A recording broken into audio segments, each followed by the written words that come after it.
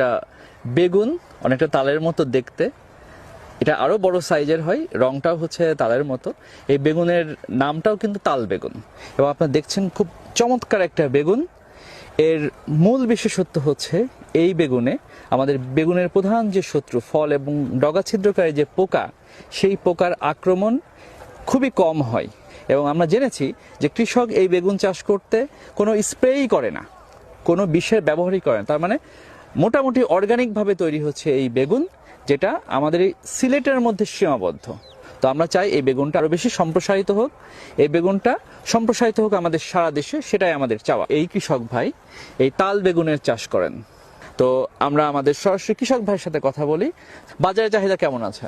বাজারে তো চাহিদা খুব বেশি ভালো, অনেক ভালো, চাহিদাও খুব বেশি। মানে যদি ওইটা বাজারে নিয়ে যাই, অন্যান্য বেগুন হয়তো কাস্টমার দেখতে পায় না, ওইটা দেখা মাত্রই কাস্টমার কিনে নেয়। আচ্ছা, এই যে আমরা বড় বেগুনের মাঠ দেখতে পাচ্ছি চারপাশে, সব কি আপনার জমি? সবগুলা আমার জমি না, তো আমার জমি আছে, এইগুলা আমার জমি, আর অন্যান্য কৃষক ভাইরা করেছে, তাই না? জি।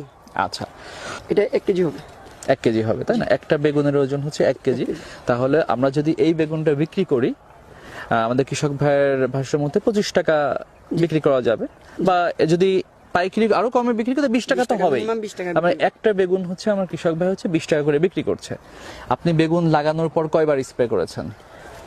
আমরা বেগুন লাগানোর পর কোনো স্প্রে করি নাই, এখন পর্যন্ত মাত্র একবার স্প্রে করা হয়েছে। কি জন্য করছিলেন? কি জন্য করছি, মানে যদি আমাদের কোনো ফুল আসার পর যদি কোনো পোকামাকড়ের আক্রমণ থাকে, তাহলে এর জন্যই মানে একবার স্প্রে করছি। আর খুব বেশি সম্ভবত কৃষক ভাইরা স্প্রে করে না। এই বেগুনের ভিতরে কি পোকা হয়? জি না, তেমন বেশি হয় না, মানে পোকা হয় না। আর হঠাৎ মানে কোনো ক্ষেতে যদি আসে তাহলে পোকা হয়। তাহলে পোকা হয় কি? আমরা যে এত বড় ক্ষেত দেখছি এবং গাছগুলো দেখছি, প্রত্যেকটা গাছই তো ফ্রেশ, জি। মানে কোনো পোকার আমরা চিহ্নও দেখছি না। এবং ওই যে মাথা ঢলে ঢলে পড়ে জি, ফল এবং ডগা ছিদ্রকারী পোকা, যেটা সেই পোকার না, সেই আক্রমণ পোকা নেই। তেমন একটা আক্রমণ নেই। উনি যেটা বললেন যে হচ্ছে এই বেগুনে উনি স্প্রে করেন না, কিন্তু আমরা জানি যে বেগুনে কিন্তু খুব বেশি স্প্রে করা লাগে। সারা বাংলাদেশে সব জায়গাতেই দেখা যাচ্ছে একদিন পর পর স্প্রে করা লাগে।